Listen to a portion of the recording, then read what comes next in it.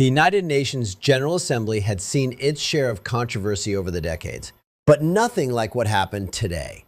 The tension was so thick it felt like even the air was holding its breath. Benjamin Netanyahu sat hunched over his notes, flanked by aides who looked like they'd aged years and hours. Cameras were already trained on him. Whispers in multiple languages filled the massive chamber. Everyone knew why they were there. President Ibrahim Traor of Burkina Faso had issued an ultimatum heard around the world: ours or Africa will begin severing diplomatic ties with Israel. It was bold, unfiltered, and unapologetically African. Now, the deadline had expired, and all eyes turned toward Netanyahu. As he rose to approach the podium, the room quieted, not out of respect, but anticipation. The Israeli prime minister adjusted his tie. The weight of the last days showed in his posture. He wasn't the defiant, dismissive figure from weeks earlier. He looked like a man who had been cornered. He began to, President Traore, and to the great people of Burkina Faso, if there was any misunderstanding,